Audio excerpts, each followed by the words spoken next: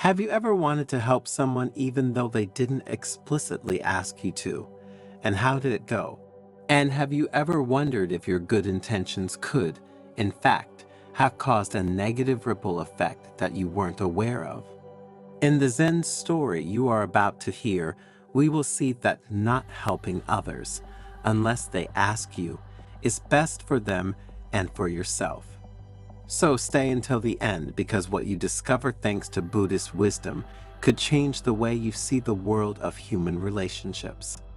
In essence, you will see how helping those who do not want to be helped can have negative repercussions on your life and theirs, and you will discover how your karma will be affected. But before continuing, if you haven't already, subscribe to the channel, turn on notifications, and share the video. These small gestures will help us produce new content every day for your spiritual growth.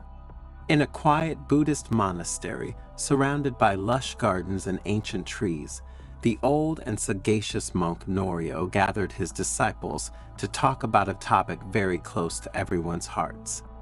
His curiosity was palpable and his eyes were fixed on Norio. They all wanted to understand more about the reasons why, when they had helped someone, things had not gone as they would have liked. Life is like a great river, and each of us is a small boat navigating this tumultuous course. Norio began in a calm voice. Often we tend to jump into that current, trying to steer other people's boats without waiting to be asked. To make the metaphor he had just used understand, Norio shared a story passed down through the centuries. He spoke of a young monk eager to help a companion in difficulty without being asked. The monk's intervention, although well-intentioned, caused a succession of unexpected events, creating an intricate labyrinth of challenges, even dramatic, for both. You should know, Norio continued, that suffering is a necessary lesson in our spiritual growth. Each individual, like a jewel, is shaped by the pressures of life and the challenges they face. But when we intervene without being called, we rob them of the opportunity to learn, grow, and train. To further clarify his lesson, Norio spoke of two friends, Shoin and Masu, who had shared joys and sorrows since their school days. One day, Shoin heard about the financial problems Masu had found himself in and decided to secretly help him by paying off some debts that his friend couldn't pay. His intentions, said the master, were naturally good. However, Shoin's gesture had unexpected and disastrous consequences. Masu, although grateful to his friend for the unsolicited help, was deprived of the opportunity to resolve the situation in his own way. Additionally, he noted that Shoin had discovered some details about his personal life that he would have preferred to keep confidential. On the one hand, this led Masu to feel an emotional detachment from his friend. On the other hand, Shoin began to feel a growing strain on the friendship. He felt that his act of kindness had not produced the relief he had hoped for, but had instead generated a sense of shame and a change in the dynamic of the friendship itself. In short, unsolicited help had created discord and confusion, demonstrating how, in life, even good deeds can have unexpected consequences. What we often don't understand is that each individual is at the mercy of their own karma, Norio explained, and every action we take, good or bad, comes back to us like an echo. When we help without being asked to do so, we upset the delicate balance of another person's karma and paradoxically harm our own as well. The old monk told other stories, such as that of a young man who, eager to solve the problems of a dear friend without her having asked him, found himself involved in a series of endless difficulties and misadventures. If you enter a labyrinth that is not yours but someone else's without being asked, Norio continued, you could set off a chain reaction of events, creating an intricate web of karmic connections. And your gesture of friendship no matter how absurd it may seem, could end up doing more harm to the friend in question and to yourself. Imagine wanting to cure someone without asking them if they are willing to give up the things that made them sick. Norio said, "Suffering is often caused by past actions, and our intervention could alter the natural course of learning that the individual should ultimately experience." Norio then went on to talk about Buddha's teachings, highlighting how even he himself had resisted the temptation to intervene without request. Buddha, the monk explained, had understood the sacredness of the individual learning process and how the karma of each being must be respected. Suffering is a very severe but precious teacher, Norio continued, using other everyday examples to better illustrate the concept. He spoke of the many moments when, seeing a friend or family member in difficulty, empathy pushed him to offer help, and how instead, Buddha taught the wisdom of waiting for the person themselves to ask for help. Suffering is almost always the result of past actions, and karma is the supreme law that governs the universe, Norio said. When we intervene unsolicited, we enter a karmic vortex that can drag us into other people's problems, with unpredictable consequences for both of us. Remember, suffering is like a teacher who guides us along the path of spiritual growth, said Norio. To interfere with this process is to deprive others of the wisdom that only suffering itself can teach. Norio told other stories about daily life at the monastery, showing how the monks applied these teachings in daily practice. Dozens of monks I have trained, he added, became wiser and more self-confident men precisely because I avoided intervening directly in their problems. By resisting the temptation to intervene to solve certain problems, I allowed them to face their own challenges and learn the lessons that karma had in store for them. Every action we take is like throwing a stone into a pond, Norio said, using a metaphor to clarify the concept. The ripples spread and return to us. When we help without asking, we not only influence the karma of others, but we create ripples that can impact our own lives. In conclusion, what do we understand from this story, and how can you help us? The moral we can draw from this story is a reminder of the wisdom of discerning when to reach out and when to wait. Karma, like an unbroken river, carries our actions with it, and the way we offer our help can alter the very structure of destiny. Before reaching out to help someone, we must reflect on what they really need, Norio admonished. Not everyone seeks advice. Sometimes they just need a listening ear and an understanding heart. Therefore, let us always remember to respect the sacredness of the individual path of each human being. Help should never be an impulsive act, but rather a conscious gesture, respectful of free will, and the path of personal and spiritual growth of others and ourselves. Life is an intricate web of lessons and opportunities for growth. When we offer our help without being called, we can deprive others of the precious opportunity to learn about themselves. Wisdom lies in recognizing that sometimes the best lesson is the one learned through one's own effort and experience. Therefore, let our help be a beacon of light, offered when requested with awareness and respect, rather than a chain of unexpected events. How do you recognize bad people? How will we understand which individuals to remove from our lives? Every day we deal with individuals of all kinds, and we often find ourselves feeling bad because some of them are toxic people who pollute us with their negativity. The Zen story you are about to listen to will reveal the 9 signs through which you can identify the people who can undermine your personal growth. So make yourself comfortable and stay until the end, so you will have the information you need to defend your emotional balance and your inner peace. In a quiet Buddhist monastery located in a remote region of Japan lived the elderly and wise monk Hogai. A young woman named Chiara, eager to find answers to the anxieties that pervaded her due to some toxic relationships, approached the master with respect. Hogai, it is said that you know the secret to recognizing bad people and protecting inner peace.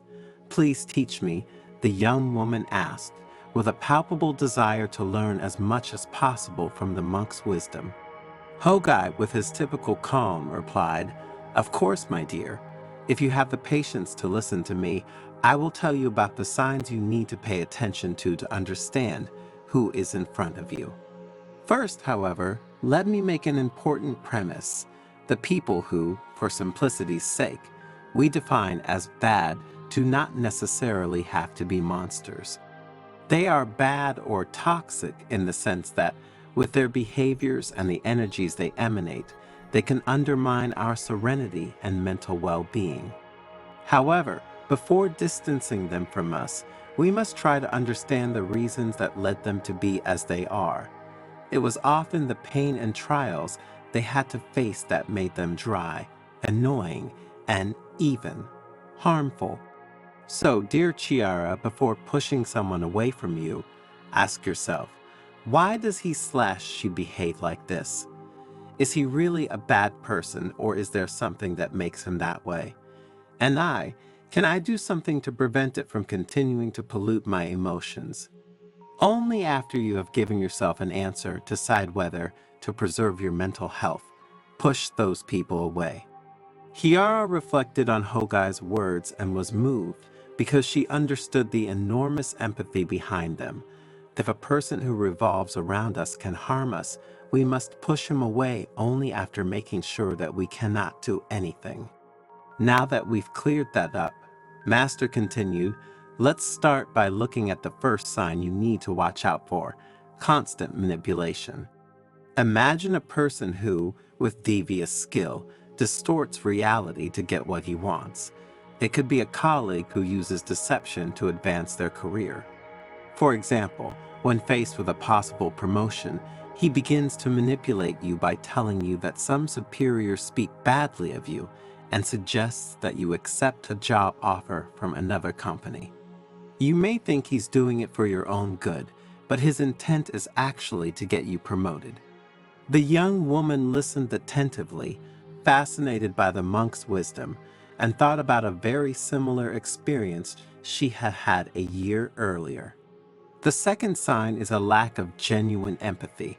Hogai continued, think of someone who shows indifference to your feelings or experiences, who only seems interested when it benefits them. This behavior can profoundly undermine the quality of personal relationships because you instinctively feel that that person doesn't really care about your fate. He only shows empathy when he has to ask for something in return. Continuing, Hovey described the third sign, the constant creation of conflict. Imagine a person who, despite any harmonious situation, always seeks conflict, fueling arguments and discord.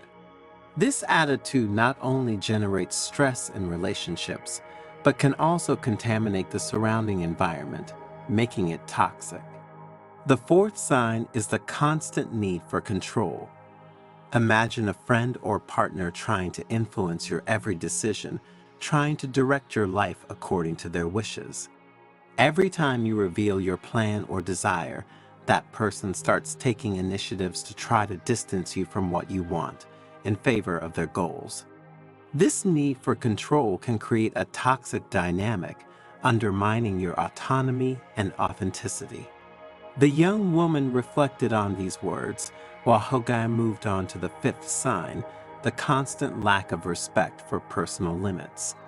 Think about someone who systematically ignores your privacy, invading your personal space, or not respecting your requests for solitude. This behavior can generate feelings of vulnerability and insecurity because they undermine your personal freedom.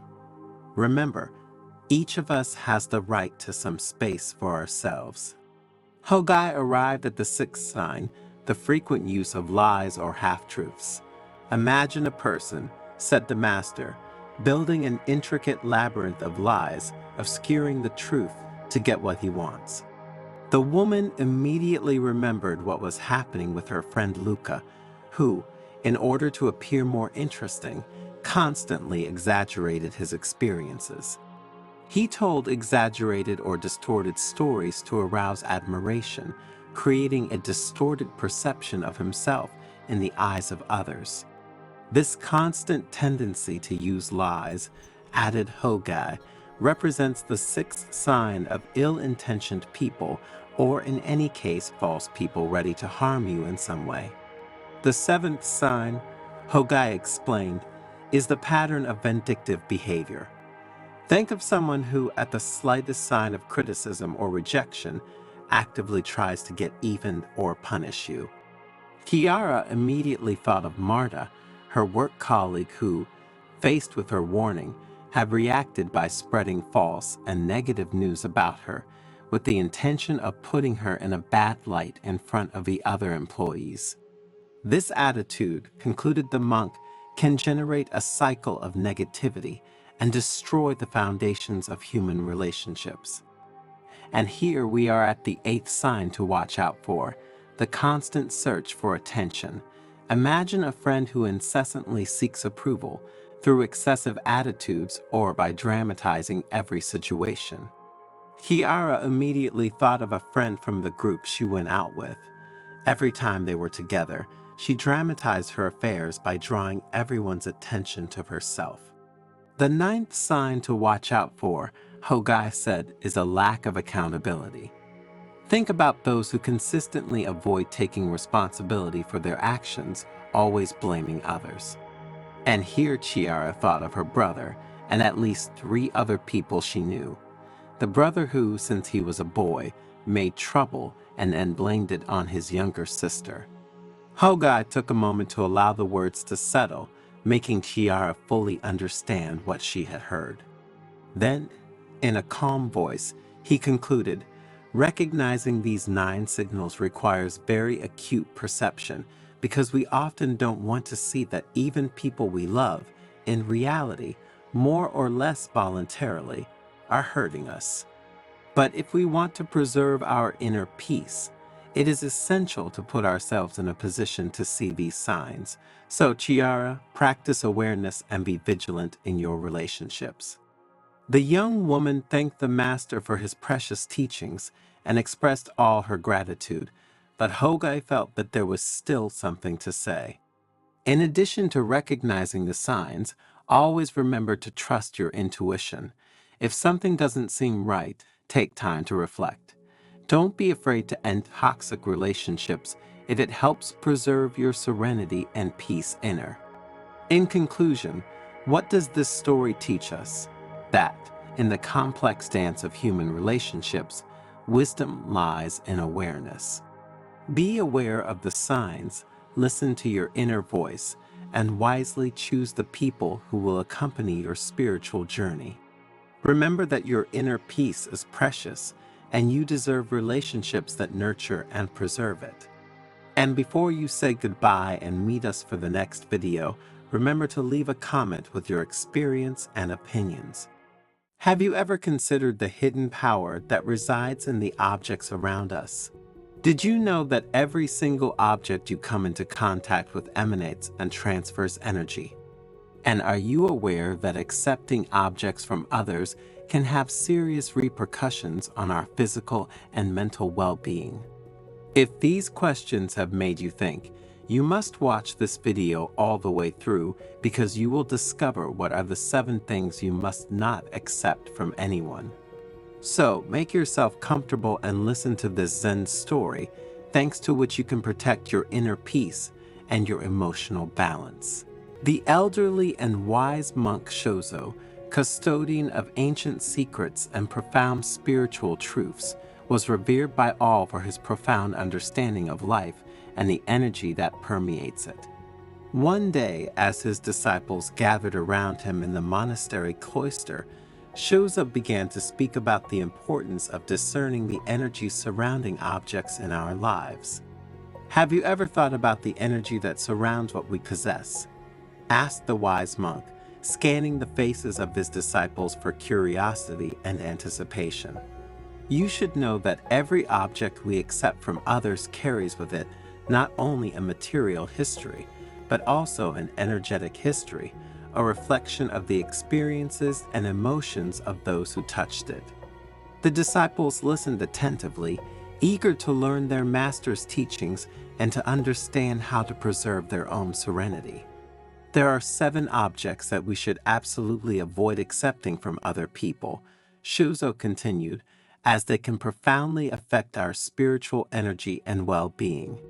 The first object Shuzo spoke about were mirrors, which on a symbolic level can be seen as subtle portals to the profound world of our soul. These objects, the monk said in a tone of reverence, are not simply reflections of our physical image, but also mirrors of our inner being.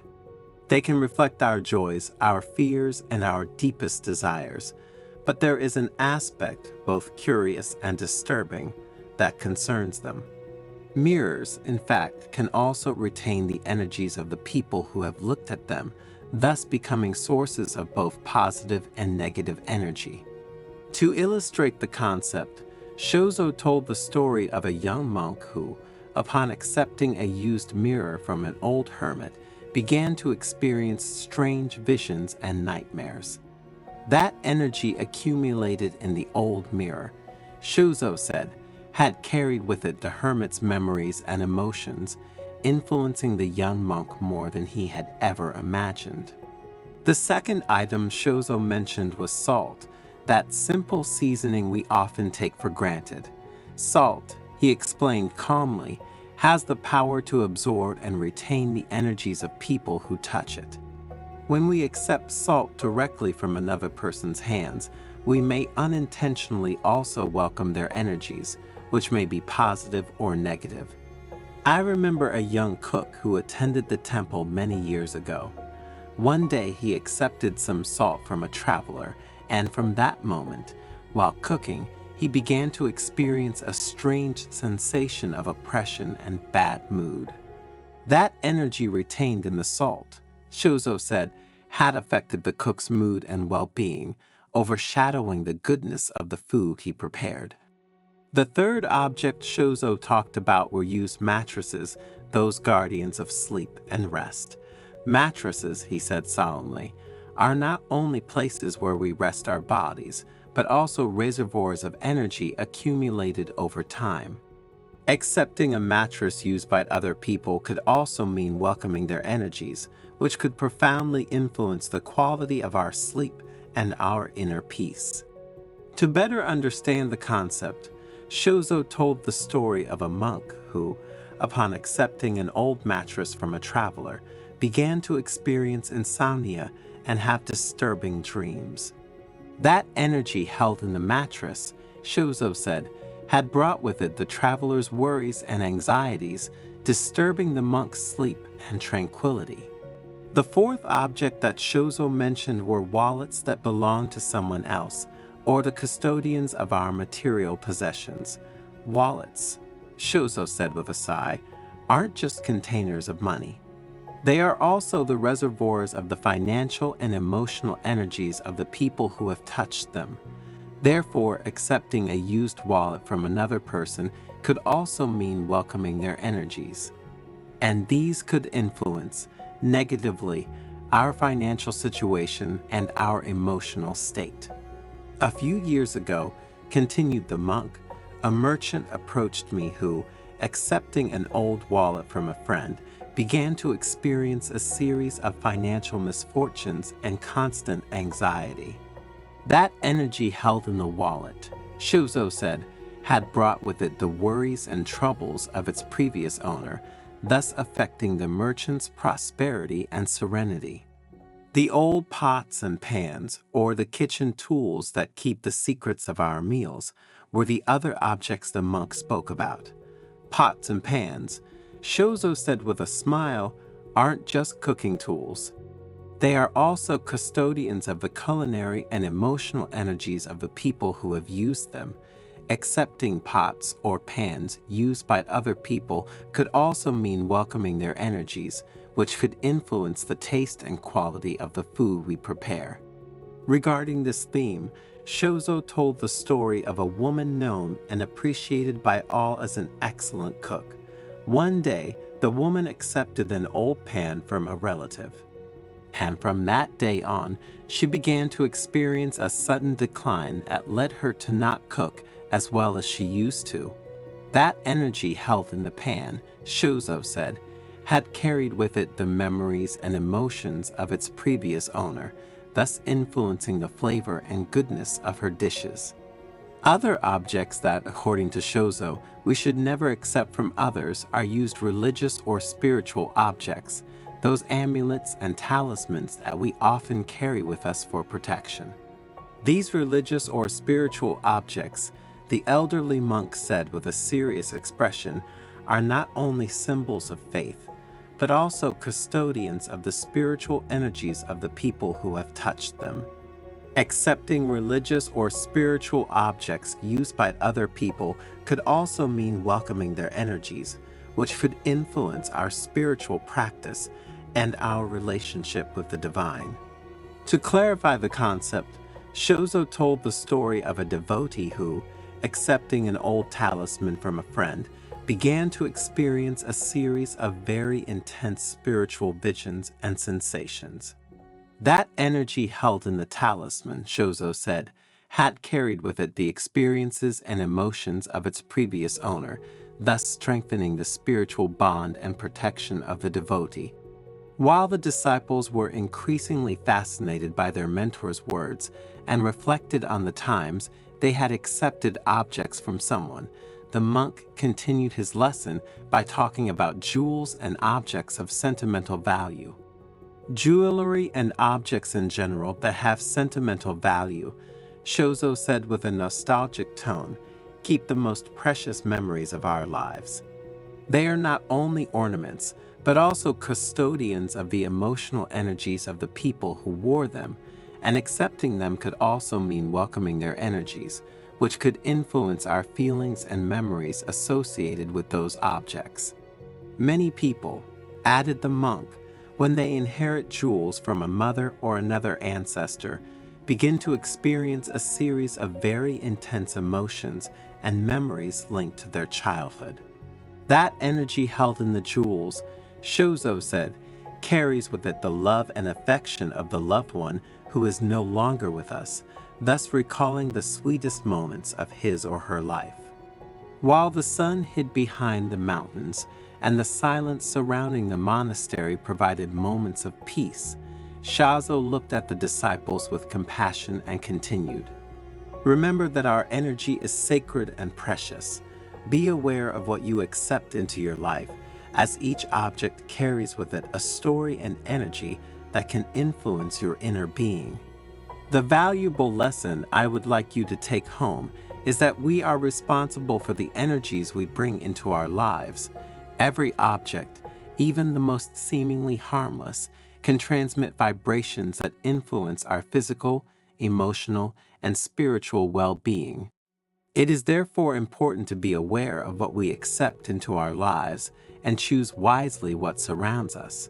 Whether it's a gift from a friend or a personal purchase, we take control of our energies and intentionally create a space of harmony and positivity.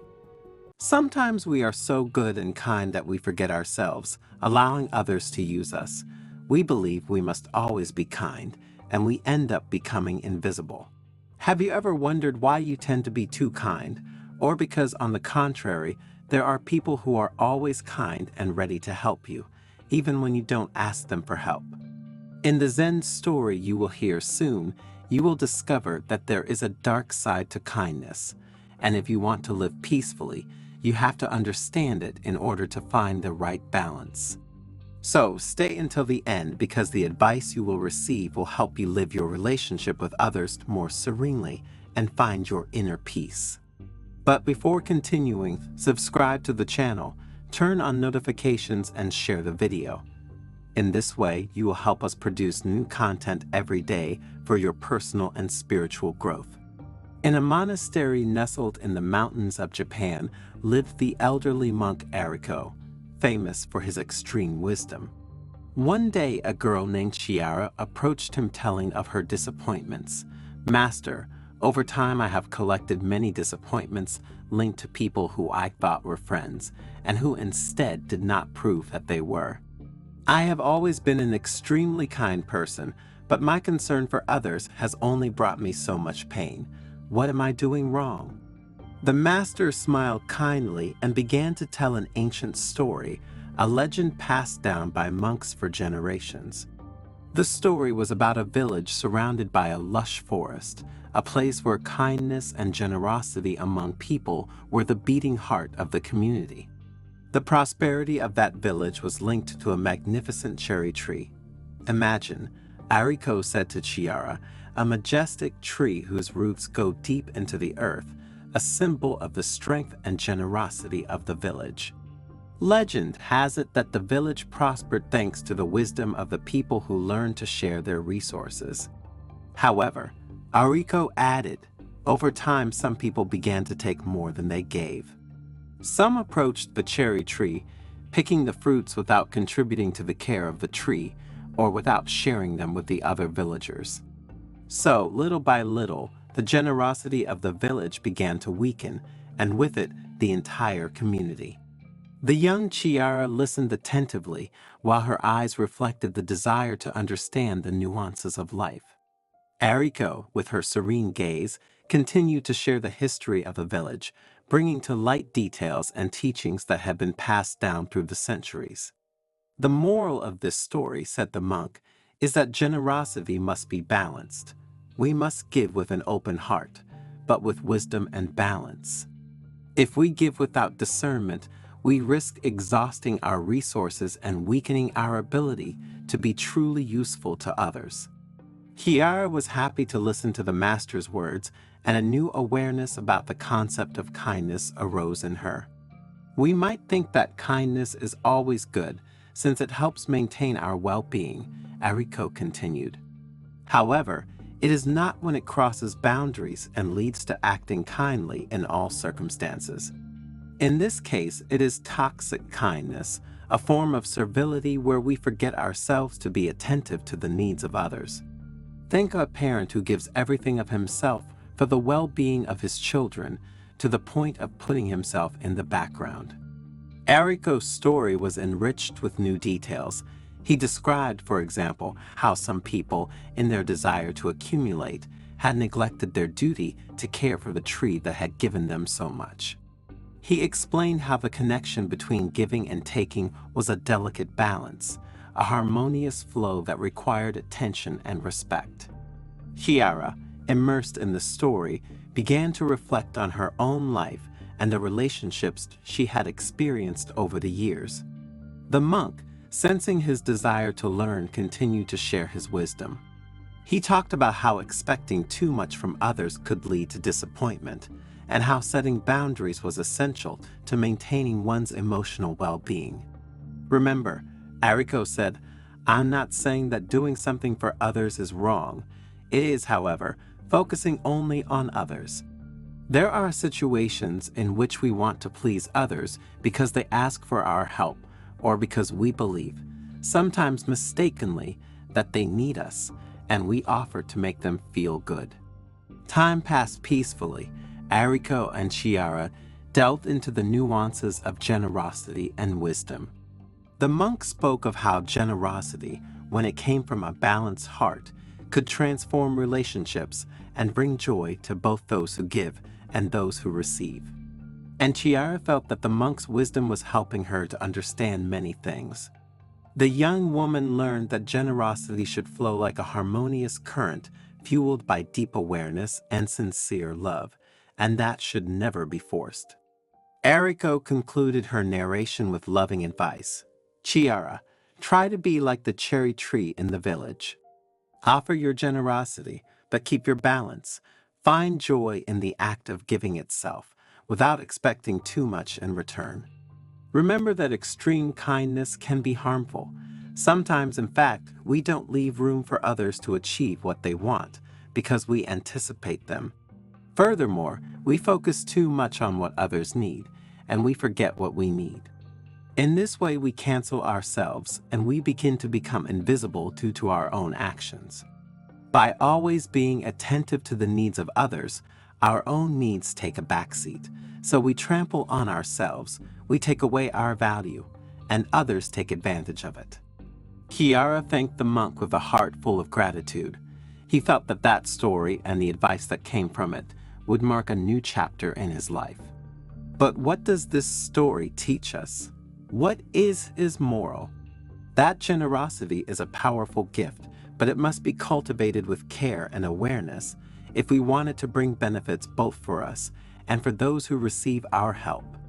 Balance in giving and receiving is the key to a fulfilling and meaningful life. If we are too kind, if we are willing to do whatever is asked of us just to be considered good people, we end up no longer knowing how to say no and being exploited. In the long run, this could have repercussions on personal motivation, self-esteem, and our mental balance. So, what to do? Stop being good people? No, because there are various ways to be kind in a healthier way. You can set limits, making others understand how far they can go. Say goodbye to guilt, learning to say no when you can't or don't want to go further. Draw up a list of priorities so as to continue helping others, but without putting yourself aside. Remember, be kind, but not overly so. This could harm yourself and even those you want to help. What do you think? Write it in the comments, and let's talk about it together.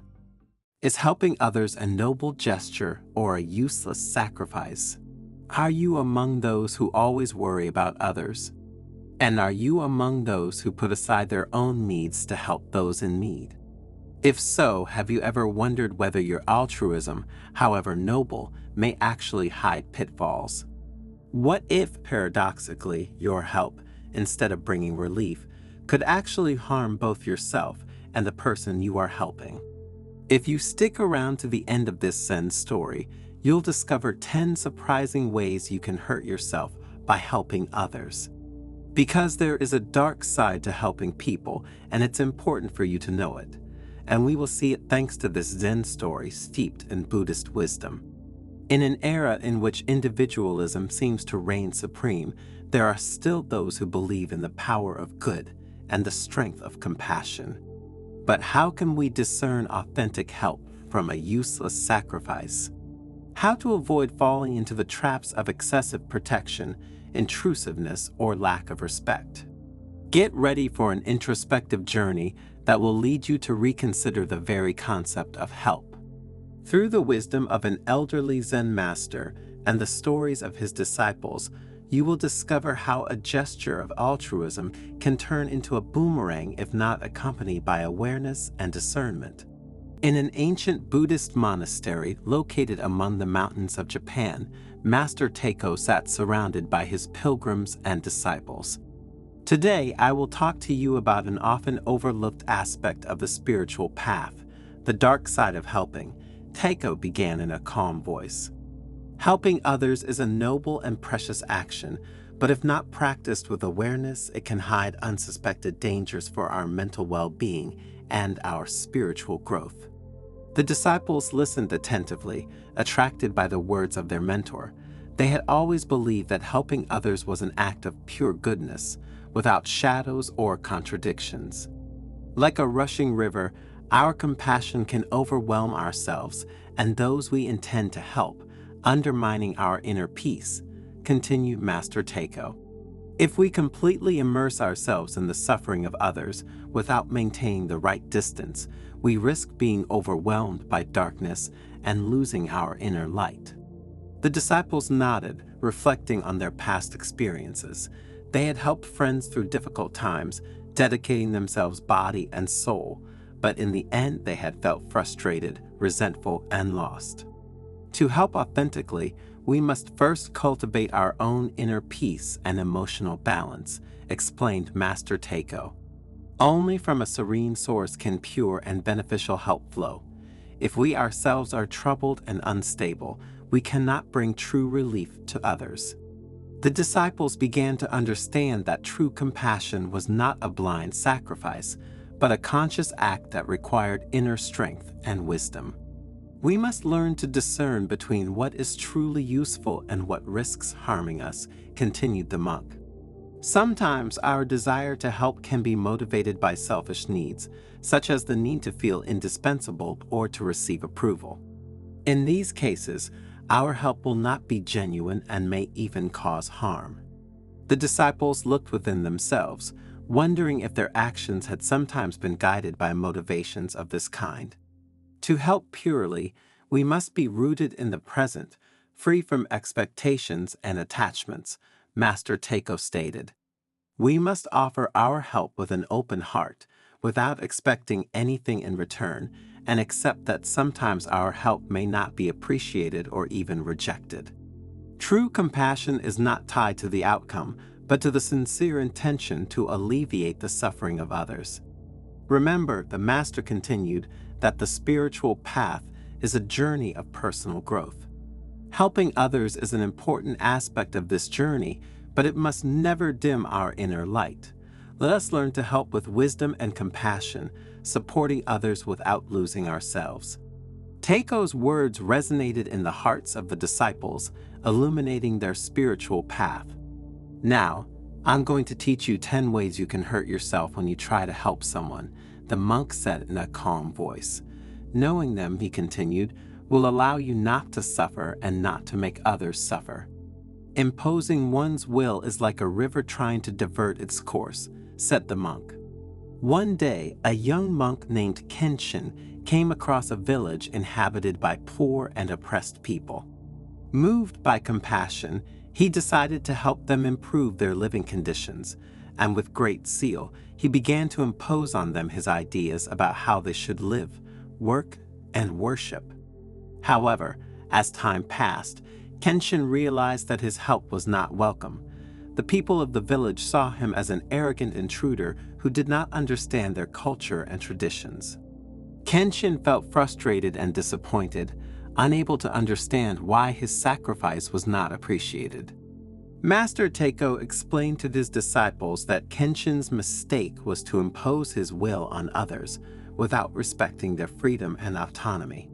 True help does not consist in shaping others according to our ideas, but in supporting them on their path of personal growth, he said.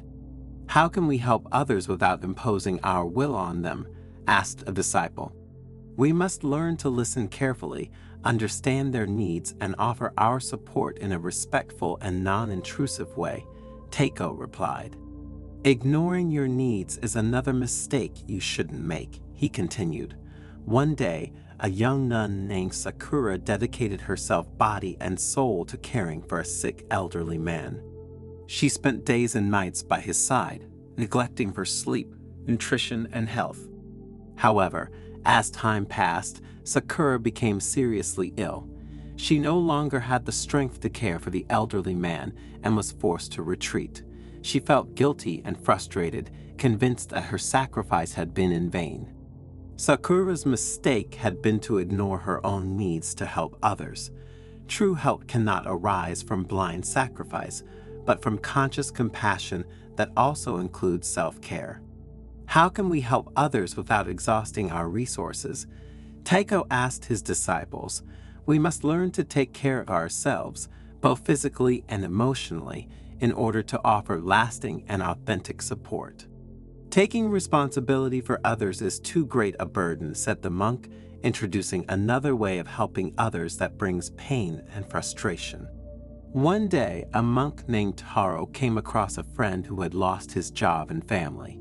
Moved by compassion, Taro decided to take care of him, offering him a place to live and food to eat. However, as time passed, Taro noticed that his friend showed no desire to improve his situation. She relied on him completely, without looking for a new job or trying to reunite with her family. Taro felt frustrated and resentful, as if his burden had become unbearable, and he realized that his help was not doing his friend any good, preventing him from taking responsibility for his life.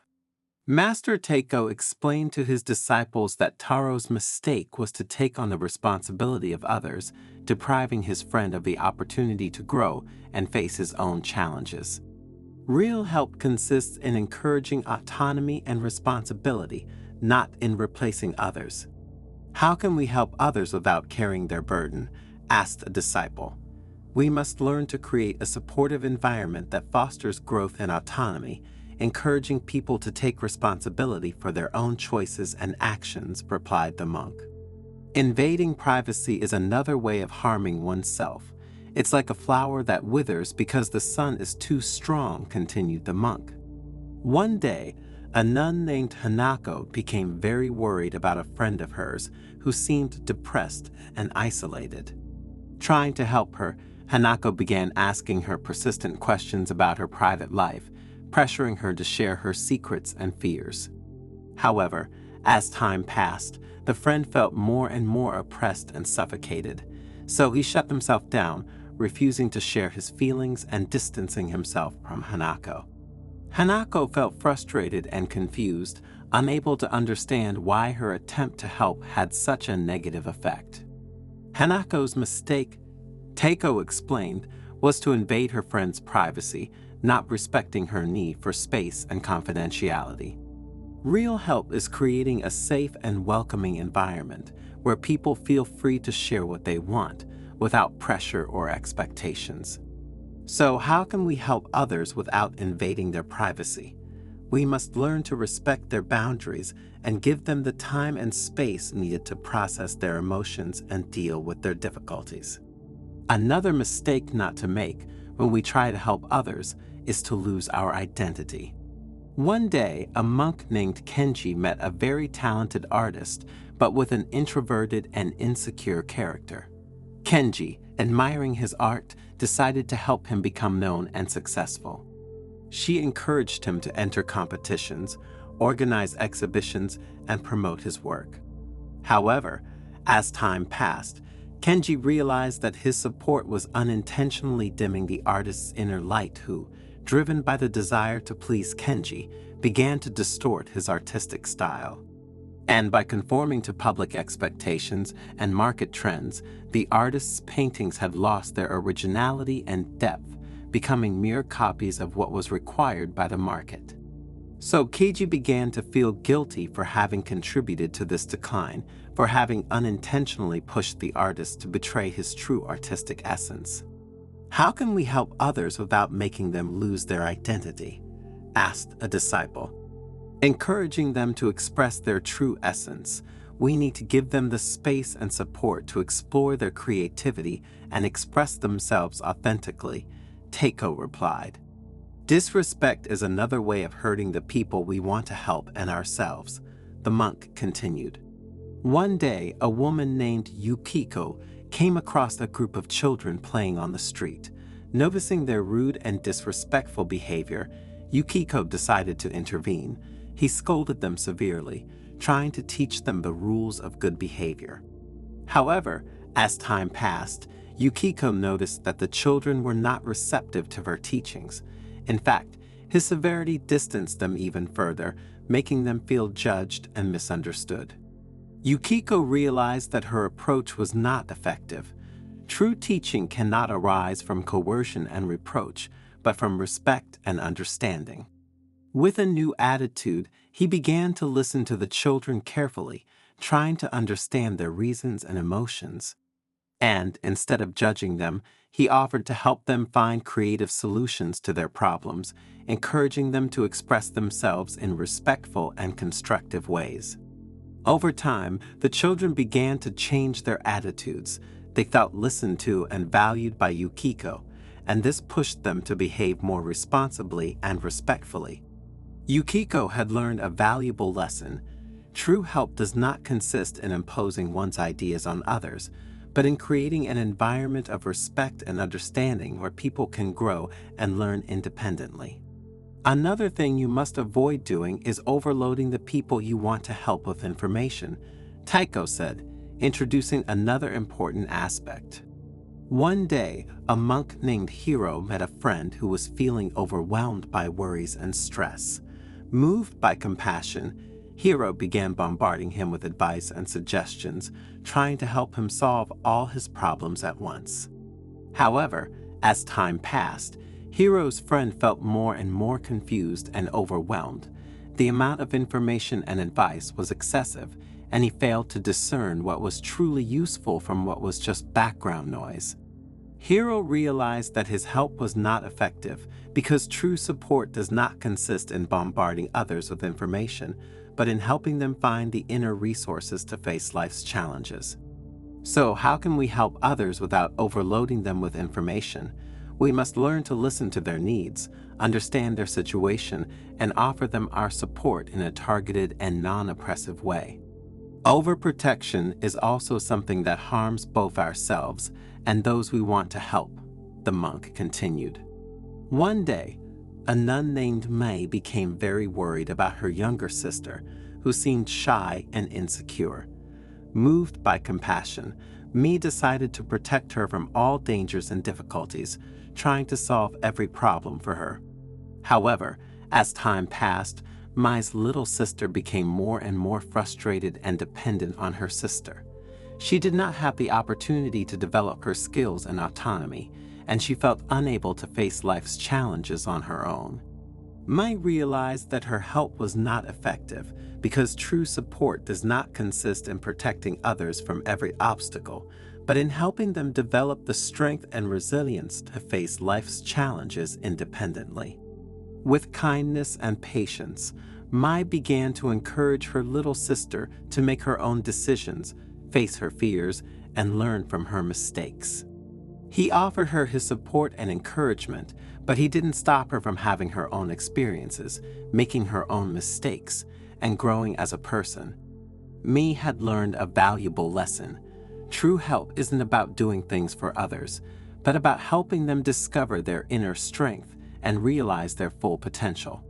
So how can we help others without overprotecting them? We must learn to trust them, encourage them to make their own decisions, and face life's challenges with courage and determination. Lack of detachment is another way to hurt yourself. One day, a nun living in the monastery dedicated herself body and soul to caring for a sick friend. He spent days and nights at his side, neglecting his sleep, his nutrition, and his health until he became ill and could no longer be useful. The friend, realizing her state of suffering, asked her to take care of herself. He told her that his help was invaluable, but that it could not be effective if she was unable to recharge her energy. "Master, how can we help others without losing sight of ourselves?" asked a disciple. "We must learn to set healthy boundaries, take care of our physical and mental well-being, and recharge our energy so we can offer lasting and authentic support." But what does this story teach us? As Master Teiko explained to his disciples, helping others is a noble and compassionate act, but it must never turn into a sacrifice that harms ourselves. True support is finding a balance between giving and receiving, between compassion and wisdom. By helping others with awareness and love, we can help create a more harmonious and compassionate world for all. Are you among those who have a large number of friends, or, on the contrary, among those who have nothing? Or do you have few but good ones, as they say? Friendship is a serious thing, and today this term is used too easily. It is enough to have acquaintances to define them as friends. You realized. In this video, thanks to a Zen story that talks about personal growth, we will see what it means to not have friends and whether it is this, we should worry or not. So stay until the end, because the moral of this story will make you understand many things, making you understand how to really read the term friendship. A girl named Elena, a kind and pure-hearted person, often felt sad and lonely. He looked around and saw the other inhabitants of this town with their groups of friends, laughing and sharing happy moments together. This vision caused her a feeling of emptiness and lack, since she had no people with whom to share her life. One day, while traveling through Japan, he decided to seek solace and advice from the monk Kobo, a wise hermit who lived in a small monastery on the outskirts of a town. The monk was known for his wisdom and compassion, but above all for his solitary life. That's why Alina understood that that monk would be the right person to ask for an opinion about her loneliness. "Monk Kobo," Alina said quietly, "I feel lonely, and it seems that the lack of friends is a problem. Everyone around me seems happy with their friends, and I wonder why I can't have the same joy." The monk Kobo looked at her with compassionate eyes and invited her to sit down. "Alina, friendship is truly a precious gift, but your happiness shouldn't come from how many friends you have. I would like to share with you the reasons why not having many friends, or having any at all, is not something to worry about, but can even be an advantage." The young woman, still immersed in her melancholic mood, asked Kobo to better explain the concept of having few or even no friends. And Kobo, with his wisdom born from decades of studies and reflections, began to reveal the secrets of an authentic friendship. "Dear Alina, the first thing I want to tell you is that relationships and human bonds are something very important. This means that in life, we should not measure them in terms of quantity, but rather quality. Would you rather have a large number of people with whom you can share trivial things, or, on the contrary, a very small number of people with whom to share very intense emotions and moods?" The girl, faced with these rhetorical questions, began to reflect and understand. Many of the people she saw around her were full of friends, but what was the quality of those relationships? She asked herself intimately. Kobo, happy to read in the young woman's eyes that she was beginning to see things differently, continued listing the reasons why having few friends, or none at all, should not be seen as a problem. "Having few friends," he said, "guarantees a certain degree of freedom and authenticity. In this way, it is easier to be yourself and live without restrictions or external influences. Imagine that you love a particular activity which may seem strange or uninteresting to others. If you have few or no friends, you have the freedom to pursue that passion without being judged. Remember, if you want to live a fulfilling life, you don't have to conform to what others think is cool or normal. After all, who decides what normality really is?" Elena thought about one of the things she loved most, observing the starry sky on clear nights. This interest of hers was not understood by her classmates, who made fun of her and saw her as strange. Kobo went on to explain that quantity is never synonymous with quality. "Having fewer friends," he continued, "allows you to focus on building deeper, more meaningful relationships. Imagine having just one friend with whom you share the joys and sorrows of life. This connection could be so deep that the person understands all your emotional nuances. This is a priceless treasure."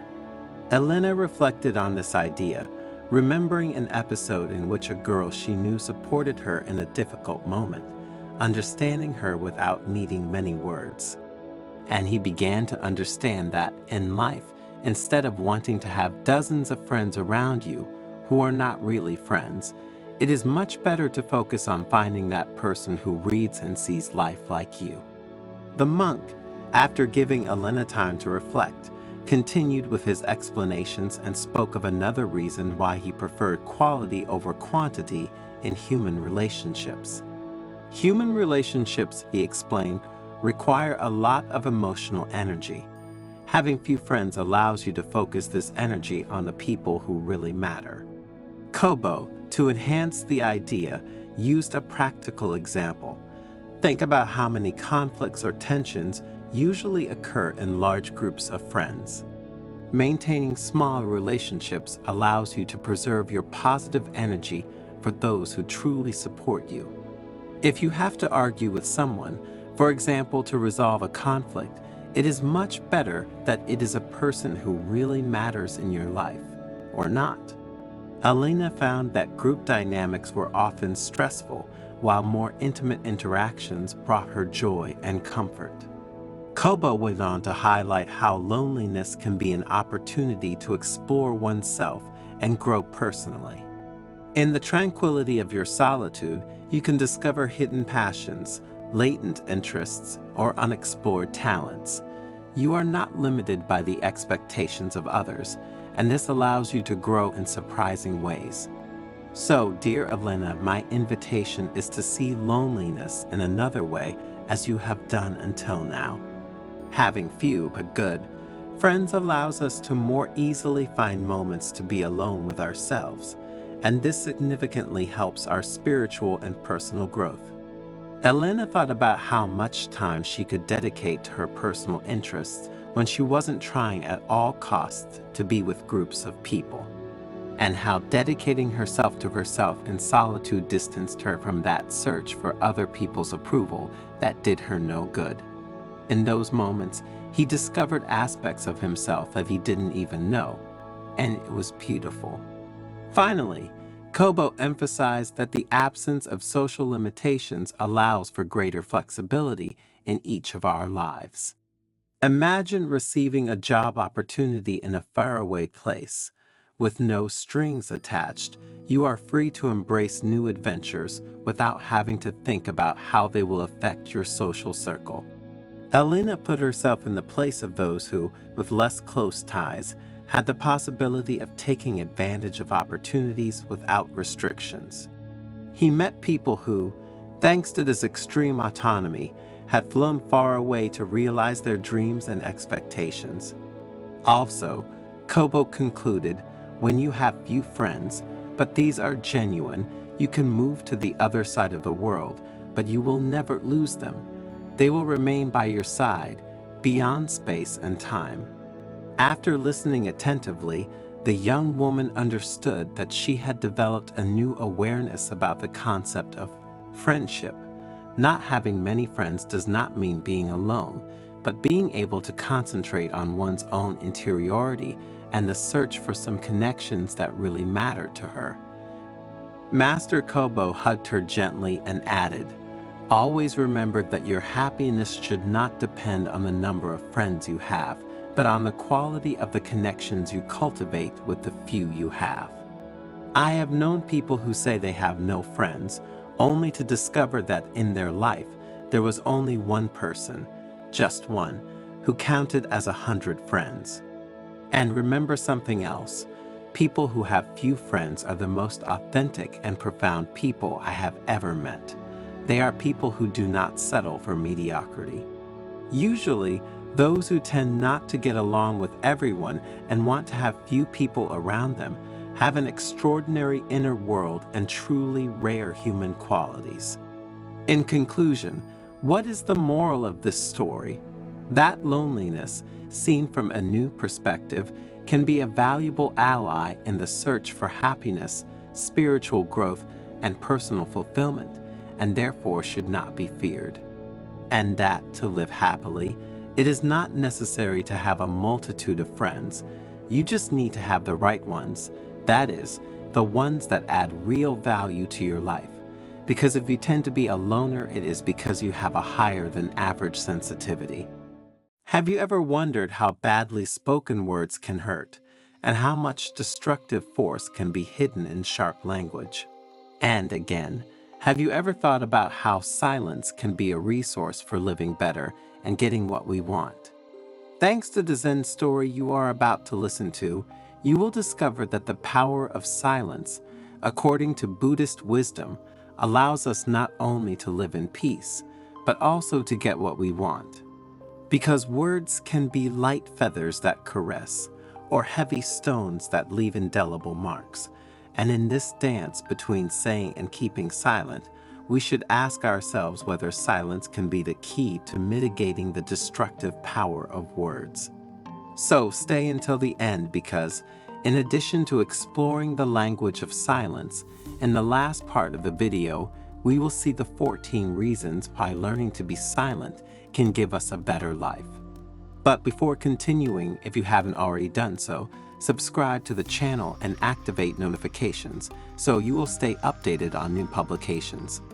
In an ancient Japanese monastery lived the elderly monk Yosai, famous for his extreme wisdom and for having made silence a reason for living. During a lesson, the monk began to talk to his disciples about the importance of silence, taking inspiration from the ancient words of Buddha. Like a secret garden that guards our existence, Yosei began, words are seeds that can give life to flowers of joy or sting like poisonous thorns. Remember that the tongue we use is like a sharp blade, capable of cutting deeply. Then, smiling at those who listened attentively, he explained that according to Buddhist philosophy, misused words can be dangerous weapons, even if they do not inflict physical wounds. Words, Yosei pointed out, have the power to hurt emotionally, to create invisible scars on the soul. It is crucial to understand their potential, to understand how they can build, but also destroy. When we speak words with kindness and wisdom at the right time, we can open doors to success. Conversely, if we speak rudely or at inappropriate times, we can wreak havoc on the fabric of our lives. Listen to this story, said Yosei. In a city vibrant with life, there was a famous showman known for his eloquence. Every square, every theater was his stage, and his speaking was like a spell that captured everyone's attention. The showman, however, was tormented by his inability to find his inner peace. So one day, when he heard about a hermit who lived in an isolated mountain, he decided to go and visit him to see if he could help him. Respectfully, the showman asked the sage to help him find inner peace by explaining his frustration.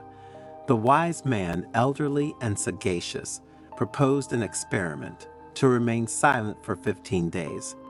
The showman accepted the sage's invitation, abstaining from the many words that had characterized his existence, and albeit with difficulty, he immersed himself in silence with determination.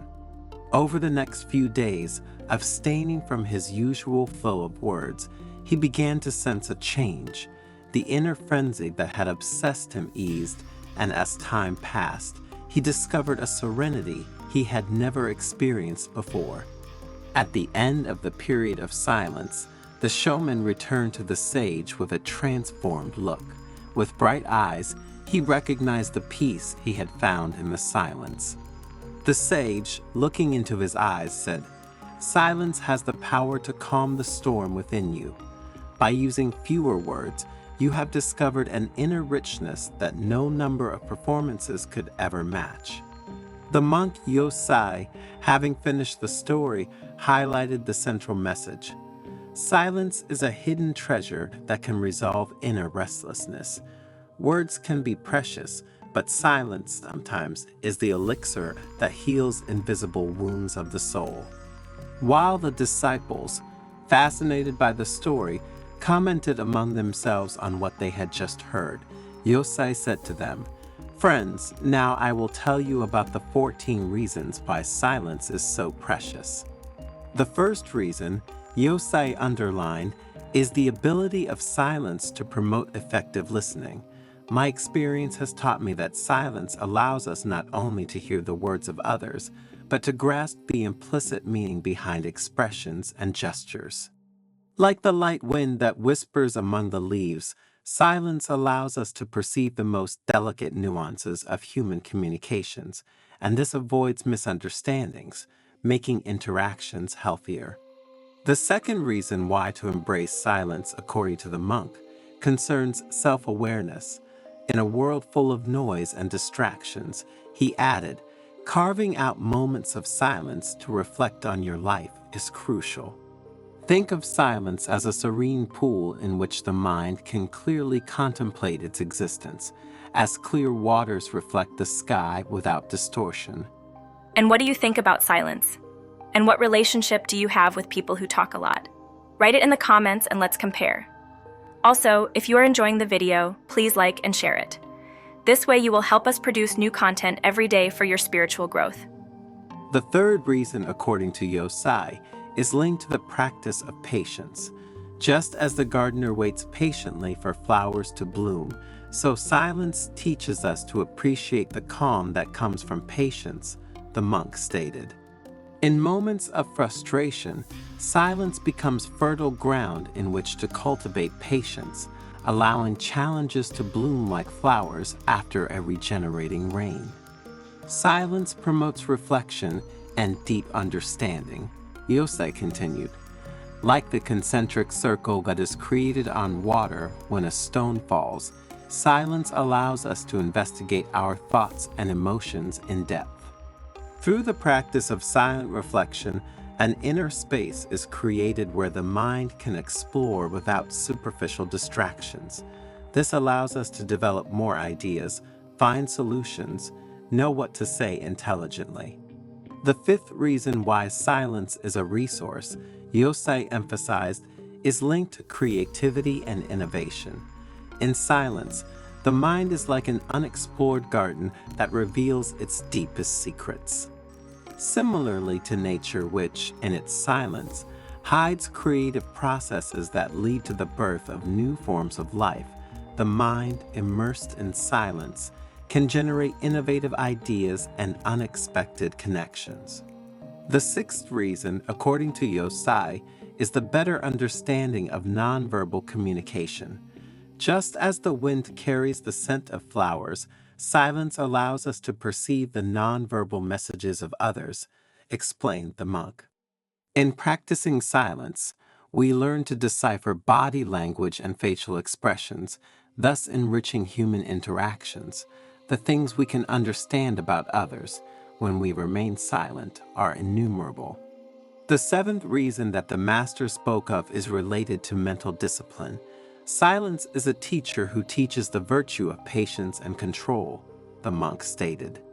Just as the wind adapts to the characteristics of the landscape without ever getting lost, but insinuating itself between the mountains and continuing its journey, those who practice silence develop the ability to respond thoughtfully to others and to the challenges of life. Yosei went on to talk about the eighth reason. In silence, we are immersed in the present moment, like a leaf floating on the river without resisting the current, the monk stated. This immersion allows us to live authentically, appreciating each experience without judgment or distraction. The ninth reason, according to Yosei, is the promotion of empathy through silence. Silence allows us to connect deeply with others, the monk said. Through silence, our ability to understand other people's emotions develops, nurturing stronger and more lasting bonds. Another reason to cultivate silence, said the monk, has to do with mental and emotional well-being. In silence, in fact, we find an interior calm that is like a safe refuge from the storm of life. Far from the constant noise and distractions to which we are subjected in today's society, silence offers an oasis of peace in which to rediscover oneself and find answers to the most complex questions. Yosei, smiling at his disciples, continued with the 11th reason he had included in his list. Silence makes us more aware of the words we speak, he said. The practice of silence refines the quality of communication, encouraging clearer and more effective dialogues. In practice, it allows us to think carefully about the words we decide to use. When we practice silence, Yosei continued, we create space for gratitude. Like a gardener grateful for the rain that embraces his field, silence allows us to appreciate the gifts of life. The practice of silence makes us aware of the blessings that surround us, cultivating an attitude of gratitude. Yosei also spoke about how silence promotes the creation and maintenance of healthy and deep relationships. In silence, we connect without the need for superfluous words, the monk stated. In this way, we create spaces of authentic connection and establish meaningful and lasting relationships based on mutual understanding and silent sharing. The most important thing about silence, Yosei added, is that it serves as a portal to inner wisdom. Like a secret door into the heart of the soul, silence invites us to explore our inner world without external interference.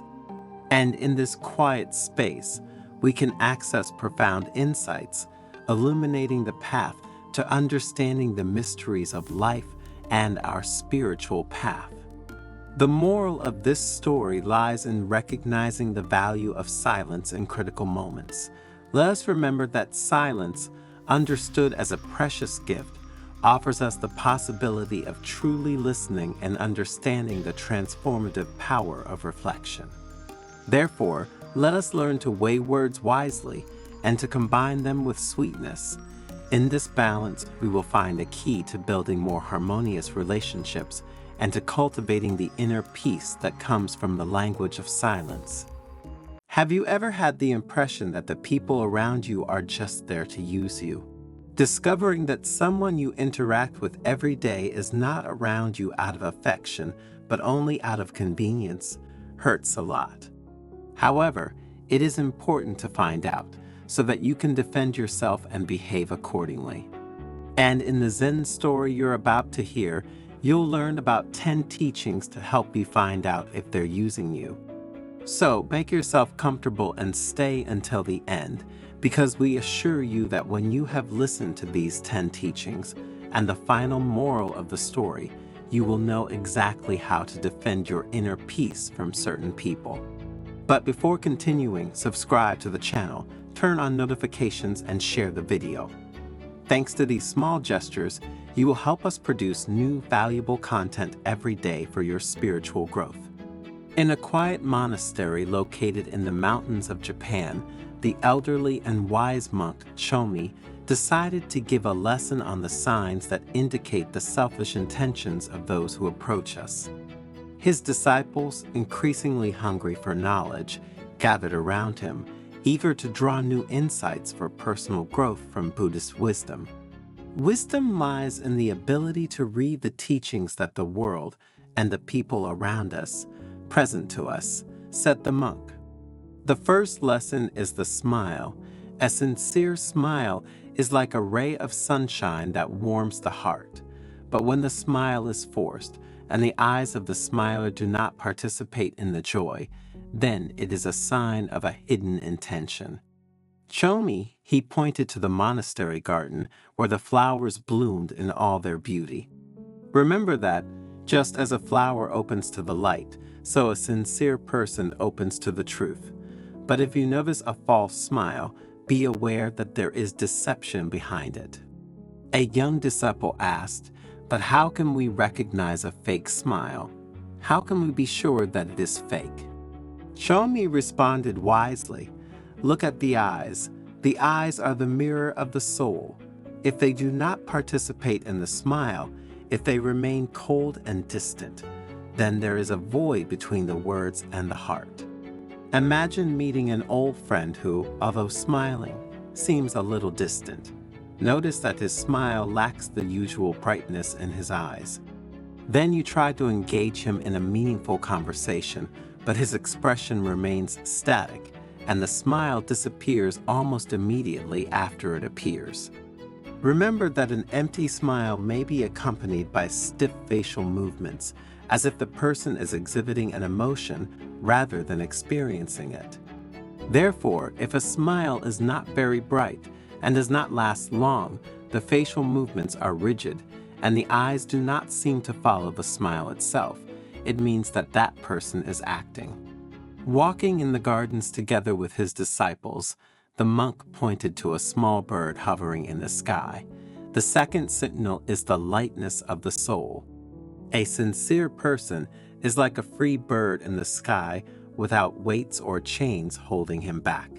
But those who have selfish intentions, those who have ulterior motives, are like a caged bird, only trying to take advantage. As the disciples contemplated the bird dancing in the air, Chomi added, "People who have ulterior motives, therefore a soul that is anything but light, you identify because their behavior and words are forced." The third teaching through which to understand if a person wants to use us is awareness, continued the Master. If you perceive that someone wants to trap you, using you for his own gain, be aware of your state. Only with awareness will you be able to open the cage and free your soul. Continuing his walk along the monastery gardens, Chomi pointed to the river water flowing relentlessly. The fourth signal is fluidity, he said. Sincere relationships flow like river water, unhindered. But if you notice obstacles, resistance, or manipulation, it is a sign that someone is trying to control the flow of your life. Imagine you are talking to an acquaintance, and you notice that each of your questions receives short and in-depth answers. Any attempt to take the conversation to a deeper level is rejected or ignored. Additionally, the person constantly seems distracted, looking away or checking their phone during the conversation. Or again, he shows nervousness, impatience, as if he wanted to be elsewhere. One disciple asked, "And if we find ourselves being manipulated, what can we do to preserve our emotional well-being?" Chomi, with his deep gaze, responded with the fifth signal, courage. Have the courage to resist manipulation. Like a rock that challenges the currents of the river, stand firm in your truth. Each of us is a unique person, and you must protect this uniqueness. So when someone tries to manipulate you, remember to anchor yourself to your deepest authenticity. The monk, satisfied to see the strong interest in his words, pointed to the starry sky that opened above them. The sixth signal is constancy, authentic presence, he added. Those who have sincere intentions are like the stars in the sky, always present even in the darkest nights. But he who is only interested in his own gain is like a shooting star, which shines only for an instant before disappearing. A young disciple asked, "But how can we be sure of someone's steadfastness?" Sometimes a person might drift away momentarily, but that doesn't make him false. Chomi, with his usual wisdom, replied, "To understand if a person is a constant presence in your life, you must use the seventh teaching that I have prepared for you, observation. Observe people's behavior over time and remember that repeated actions are a reflection of a person's true character." Imagine sharing a personal story with someone. An authentically present person will be completely immersed in your narrative, maintaining eye contact, responding with appropriate facial expressions, and demonstrating active listening. On the other hand, a person who lacks authentic presence may appear distracted, avoid eye contact, and respond mechanically in monosyllables, showing a superficial connection. As they walked beneath the monastery's centuries-old trees, Chomi pointed to the deep roots that intertwined with the earth and said, "The eighth sign is depth." Authentic relationships have deep roots, like trees that draw from the earth all the nutrients they need to grow healthy. But those who are only interested in the surface, those who do not want to build a relationship of true affection with you, are like grass that withers in the first wind. Imagine two friends facing a difficult period. The one with deep roots in the relationship will be there actively, offering practical and emotional support. He will share similar personal experiences, creating a stronger bond. On the other hand, a friend with shallow roots may show momentary interest, but will lack long-term commitment, revealing a less solid connection. A disciple asked, "What if we find that someone does not have deep roots? What if we see that someone behaves towards us like the grass he spoke of?" Chomi responded by introducing the ninth teaching, wisdom. Understand the true depth of your relationships and act wisely. If someone shows that they don't have or don't want to have deep roots, let them go without regrets. The monk pointed to a lighthouse far away on the coast and spoke about the 10th teaching, guidance. A sincere person is like a lighthouse that lights the way. But if you find that someone is only guiding you towards the rocks, then it's time to change course. But what is the moral of this story? And what does it teach us? Before watching it, if you liked the video, don't forget to support the channel with a super thanks. In this way, we'll be able to produce new valuable content for you. And now we come to the moral of the story. Every season has its secrets, and so it is in the life of each of us, said the monk. We have explored together the signs that indicate who is close to us only to benefit ourselves. Remember, life is like a garden. It flourishes with sincere relationships, but it can also harbor weeds that try to stifle the beauty. We have learned to recognize these weeds, the signs that reveal hidden intentions. Now that you know these secrets, you must maintain your wisdom. Don't reject anyone who approaches you, but be aware. Be like the wise gardener who cultivates carefully, eliminating weeds without ever ceasing to nourish what is authentic. A young disciple raised his hand and asked, "But how can we truly distinguish those who are sincere from those who are false?" And Chomi, smiling, replied, "The answer is within you. Listen to your heart with serenity. Sincerity sounds like a harmonious melody, while deception is a discordant note. Don't be afraid to walk away from those who don't bring peace and mental well-being to your inner garden." How many times have you talked too much about yourself with someone? And how many times has this left you feeling empty? And again, how many times have you discovered that the things you told ruined your plans or were used to hurt you? Nowadays, there is a lot of talk about how to preserve privacy, but in the end, it is we ourselves who annihilate our private sphere, telling details of our lives that should remain locked in a safe like precious stones. In this video, thanks to the Zen story you are about to hear, you will learn 10 things that you should not tell anyone if you want to preserve not so much your privacy, but your inner peace. So stay until the end, because the information you will have will allow you, if you really want it, to save yourself from toxic people and negative situations that can influence your destiny.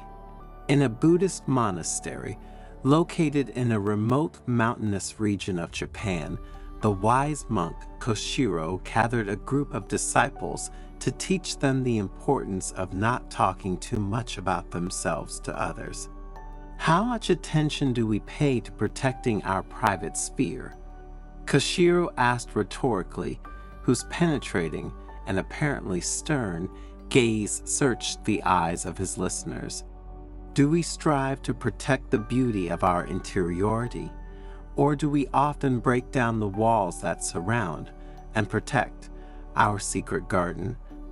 Today, I will tell you 10 things that, according to Buddhist wisdom and common sense, you should never tell anyone, the monk said.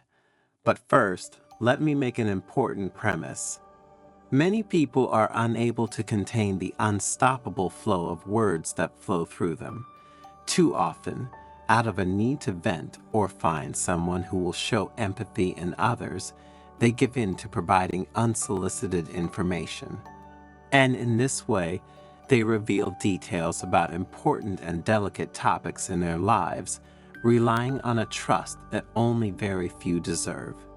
Remember that sharing too much of yourself with others often leads to envy, jealousy, and frustration, because not everyone is willing to celebrate the success of others, nor to sincerely rejoice in their happiness, in the goals they have achieved. In certain circumstances, confessing something extremely personal to a person who is not particularly intimate can leave a feeling of emptiness, of exposure, almost of discomfort. Likewise, telling too much about yourself can lead to numerous and sometimes difficult criticisms. Reflecting on these dynamics invites us to carefully consider the words we choose to share. Each communication, each word emitted from our mouth, transmits judgments and opinions that reveal the deepest aspects of our personality. Let us always remember to develop some self-criticism so that we reflect carefully on the speed with which our tongue moves in relation to our thoughts. Perhaps if we were more aware of the power of our words in shaping our identity, we would be more cautious about letting our tongue run wild without proper discernment. After this intense introduction, The disciples who came to listen to Koshiro remained silent, shocked by the wisdom they had just heard. And when Master began to list the 10 things they should not talk about with anyone, they began to reflect on all the times they had talked too much about themselves. Never tell your plans and goals, Koshiro urged, introducing the first point. Don't do this because talking ahead of time about what we want to achieve can weaken the strength of the seeds we have planted, making them vulnerable to outside influences. To better understand the concept, the monk told the story of a promising businessman who, by prematurely telling the details of his projects, led some of his competitors to copy him, frustrating his efforts. What happens when we tell our personal facts to others? Koshiro asked, inviting the disciples to reflect on the second point he would speak about.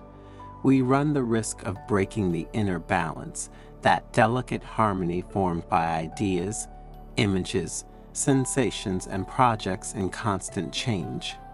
Do not talk about your private life, the monk warned. The words you speak about the most intimate details of your existence can create envy, jealousy, gossip, and external judgments that will end up weakening your energy. The third thing you should not talk about with anyone is the charity we do. Never tell others about your acts of charity, Koshiro decisively stressed, explaining how humility in giving for the common good can be lost in pride if it is revealed too soon. I know very good people who, having revealed their charitable gestures without preserving the purity of their altruism, ended up being misunderstood or criticized. Another thing you absolutely should not talk to anyone about, Koshiro continued, is money issues. Remember that your financial situation can be overwhelmed by the greed or envy of others. I remember a friend who, after revealing his financial successes, had to deal with the negative attitudes of many people, not to mention someone's attempts to ruin what he had built. Never bragging about your acts of heroism was another point Koshiro focused on, highlighting how personal glory can obscure the true meaning of an altruistic act. A few years ago, a monk at the monastery saved the life of a young pilgrim, Koshiro said. The media, upon learning of the event, attempted to interview him, but he avoided doing so and preserved his modesty, embodying the true spirit of heroism. Do not talk about your spiritual path and your religious ideas, the monk continued, explaining how spirituality can be misunderstood or ridiculed if exposed recklessly. If you want your soul to flourish and inner peace to be part of your days, he added, make sure this sphere of your life remains yours alone. The seventh thing you should not talk about with anyone, according to the master, is family problems. Don't talk about your family problems, Koshiro said, emphasizing that domestic matters are fragile and need respect. If you talk about the most intimate matters of your family, it is almost certain that you will end up regretting it, because you will receive unwanted judgments and you will put into the mouths of inappropriate people details that do not concern only you. Never talk about others except in their presence, the monk admonished, adding another item to his list of things not to say. Talking about someone who is not present means disrespecting that person, exposing them to public ridicule. Also remember, anyone who talks about someone who is not present will do the same to you. And would you like someone to tell your secrets to people who don't deserve your trust? Another thing you should never talk about with others, according to the old monk, are your political ideas. My dears, Koshiro said, unless you are involved in politics, do not trust your political beliefs to anyone. In fact, differences of opinion can undermine peace within the community in which we live, especially when we talk about politics. I know people who, by clashing over political issues, have ruined decades-long friendships. While the disciples continued to listen to the lesson with great attention, the wise teacher continued, "Never talk about your problems or weaknesses, since informing others of your vulnerability is equivalent to forming an army ready to attack you at the first opportunity." I've known friends who, after talking to the wrong people about their weaknesses, found themselves stabbed in the back at the first misunderstanding. You know that phrase we often hear in movies? Koshiro asked, "You have the right to remain silent. Anything you say can be used against you in court." Here, he added, "Avoid revealing your secrets and your weaknesses because someone, sooner or later, could use them to do you a lot of harm." In the silence of the monastery, illuminated by the soft light of candles, the disciples reflected deeply on the precious lessons of the wise monk Koshiro. But what does this journey teach us and transmit to us through the awareness of talking too much about oneself? That communication and the use we make of it is extremely important in our lives. Our language, in fact, can shape our internal and external reality, and we must always remember that every word we speak is like a seed thrown on another's soil. If we talk too much about ourselves, we run the risk of seeing our inner garden invaded by external influences, losing the delicate beauty of our unique essence.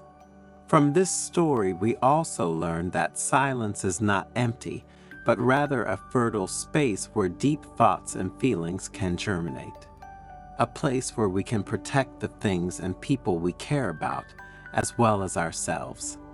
The secret, therefore, is to learn to guard the treasure of our being without dissolving it too soon in words. Silence is not just the lack of sounds, but a refuge where words take shape with wisdom, where meaning is cultivated before being shared. The moral that we can draw from this teaching is that the value of confidentiality and of speaking reflectively lies in the possibility of cultivating sincere and deep relationships.